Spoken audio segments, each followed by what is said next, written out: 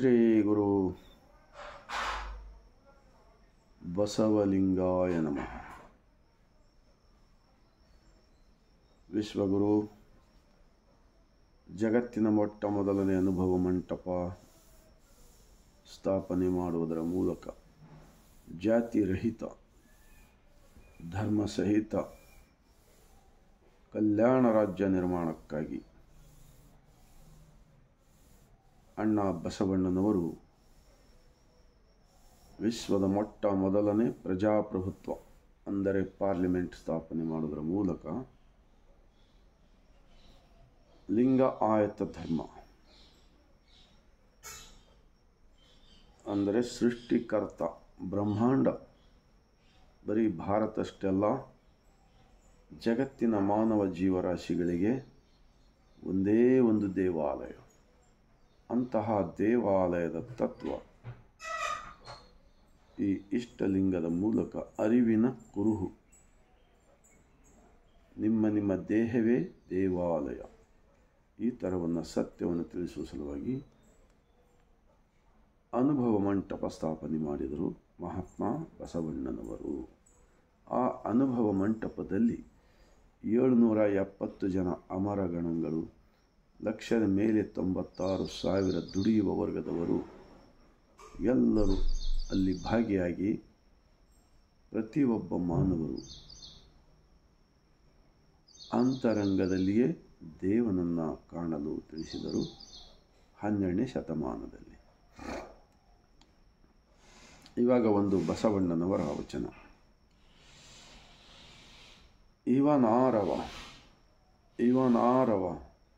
ಇವನಾರವ ಎಂದೆನಿಸದಿರಯ್ಯ, ಇವ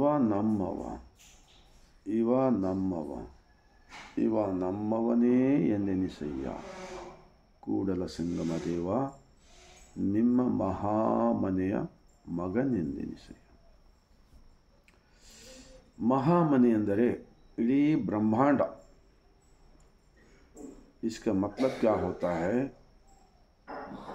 इस महात्मा बसवण्णा जी का जो 12वीं शताब्दी में प्राइम मिनिस्टर होकर, प्रधानमंत्री होकर, उन्होंने इंसान के अंदर भगवान को देखो, इंसान के अंदर जो ब्रह्मांड का मालिक को देखो, ये इतिहास दिया है.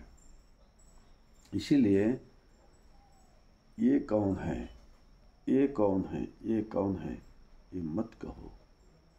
ये भी हमारा है, ये भी हमारा है, ये भी हमारा है. ये सब लोग एक ही दुनिया का एक बगैर पिल्लर का बड़ा मंदिर का मालिक के बच्चे हैं हम सब. ये कहा है इस वचन के अंदर. ಇನ್ನೊಂದು ಬಸವಣ್ಣನವರ ವಚನ. ಜಾತಿ ಹಿಡಿದು ಸೂತಕವನ್ನು ಅರಸುವೆ, ಜ್ಯೋತಿ ಹಿಡಿದು ಕತ್ತಲೆಯನ್ನು ಅರಸುವೆ. ಇದೇಕೋ ಮರುಳ ಮಾನವ, ಜಾತಿಯಲ್ಲಿ ಅಧಿಕ ನೆಂಬೇನು. ವಿಪ್ರರು ಶತಕೋಟಿಗಳಿದ್ದಲ್ಲಿ ಫಲವೇನು. ಭಕ್ತ ಶಿರೋಮಣಿ ಎಂಬುದು ವಚನ. ವಚನ ನಮ್ಮ ಕೂಡಲ ಸಂಗನ ಶರಣರ ಪಾದ ಪರುಷ. नंबू केड़बेड़ मानव, केड़बेड़ मानव. इस वचन का भाव अर्थ क्या होता है? हर इंसान माँ की गोद में से आता है, तो उसके बाद में इस देश के अंदर अलग अलग जात, अलग अलग एक विचार दिमाग में डालकर सबको डिवाइड किया गया है, ये मनुवादियों ने. इसीलिए जात पात, ऊंच नीच, भेदभाव ये बहुत बड़ा धोखा होता है. जिस देश में ऐसा रहेगा ना, नफरती जो कुछ लोग हैं ना, ऐसे लोगों की वजह से किसी को भी समाधान का जिंदगी नहीं मिल सकता. ಇನ್ನೊಂದು ಬಸವಣ್ಣನವರ ವಚನ. ಉಳ್ಳವರು ಶಿವಾಲಯ ಮಾಡುವರು, ನಾನೇನ ಮಾಡುವೆ ಬಡವನಯ್ಯ. ಎನ್ನ ಕಾಲೇ ಕಂಬ, ಎನ್ನ ಈ ದೇಹವೇ ದೇಗುಲ, ಎನ್ನ ಶಿರವೇ ಹೊನ್ನದ ಕಳಸವಯ್ಯ. ಕೂಡಲ ಸಂಗಮ ದೇವ ನೀ ಕೇಳಯ್ಯ. ಸ್ಥಾವರಕ್ಕೆ ಅಳಿವು ಉಂಟು, जंगम के अड़ियू इल्ला। जंगम बोले तो हर इंसान के अंदर सृष्टि का मालिक होता है। अगर उनको तकलीफ दिए तो मालिक को तकलीफ जैसा होता है। तो इसीलिए बसवण्णा जी मूर्ति का पूजा तिरस्कार किया है। चाहे सोने का हो, चांदी का हो, पित्तल का हो, पत्थर का हो, चाहे पुट्टे के हो, कुछ भी उसके अंदर भगवान नहीं मिलेगा। इसीलिए वो नाश हो जाता है। इंसान के साथ जो प्रेम से रहता है ना, ये अमर रह जाता है।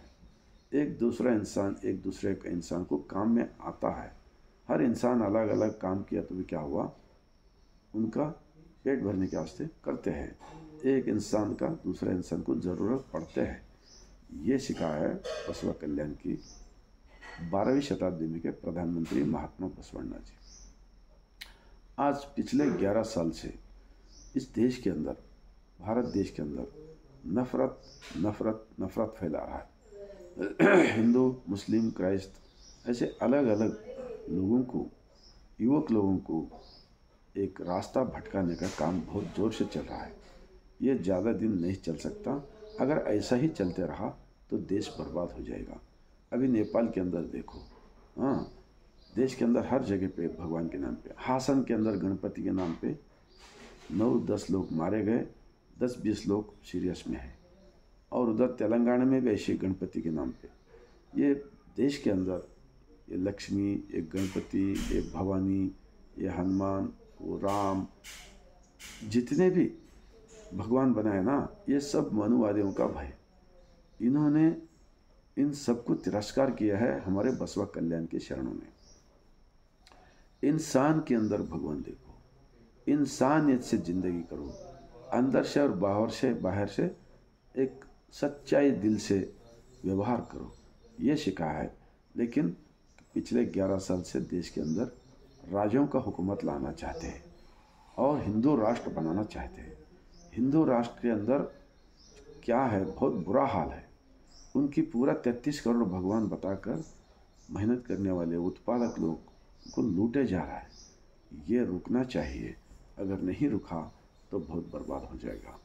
इसीलिए अभी 3 तारीख से, सितंबर 3 तारीख से अक्टूबर 5 तारीख तक बसवा संस्कृति अभियान चल रहा है कर्नाटक के अंदर। इसके अंदर हिंदू, मुस्लिम, क्राइस्त, ईसाई, बौद्ध, जैन, 12वीं शताब्दी ये सब लोग मिलकर अनुभव मंडप में लिंगायत धर्म स्थापन किया है। इसीलिए आप सब लोगों को मैं विनंती करता हूँ, आने वाला 22 तारीख से ಬರ್ತಕ್ಕಂಥ 22 ತಾರೀಕಿನಿಂದ ಜನಗಣತಿಯಲ್ಲಿ ಹೆಸರುಗಳನ್ನು ನೋಂದಾಯಿಸಬೇಕಾಗಿದೆ. ನಮ್ಮ ಧರ್ಮದ ಮೂಲಕ ಬಸವಣ್ಣ ಅವರು ಸ್ಥಾಪಿಸಿದ ಧರ್ಮ लिंगायत, बड़ी लिंगायत। अलग अलग काम करने वाले कंबार, कुंभार, बड़ियार, वक्त, जैन, अपने वक्त, किसान, जो भी अलग अलग काम करने वाले उनका उपजाति के अंदर वो लिखना चाहिए। धर्म के नाम बोले तो लिंगायत, ये बहुत इम्पोर्टेंट है। अब इस देश के अंदर का नफरत मिटाना है तो सिर्फ बसवण्णा जी का 12वीं शताब्दी का अनुभव मंडप का शरणों का वचन 23 भाषा में मिलता है। ये एक ही एक मार्ग है, ये मनुवादियों को रोकने के वास्ते, ये जात पात उच्च नीच भेदभाव को रुकाने के वास्ते एक ही एक है अनुभव मंडप। अनुभव मंडप 12वीं शताब्दी में का महात्मा बसवण्णा जी स्थापित लिंगायत था। बस मैं इस सवेरे के टाइम पे क्यों बोल रहा हूँ तो देश का हर कोने में नफरत, हर कोने में नफरत। ये लोग इतना डेंजर है, सच को झूठ बना रहे और झूठ को सच बना रहे। और जितने भी नेशनल मीडिया है उन सबको खरीदी किया गया है और आचरण अलग अलग करके लोगों को भटकाने का काम कर रहा है। तो ईशान्य पे विभूति और छाती पे इष्टलिंग रुद्राक्षी 12वीं शताब्दी में 1,96,000 लोगों ने, शरणों ने यही आचरण किया है। ये एक ही मार्ग है, आप लोग इसको सपोर्ट कीजिए, सच्चाई के साथ चलिए। ये जो किसी भी इंसान आपको कुछ भी रिश्वत देगा तो उनका पीछे मत पड़िए, आप भी बर्बाद हो जाएंगे और देश भी बर्बाद हो जाएंगे, तुम्हारा घर भी बर्बाद हो जाएंगे।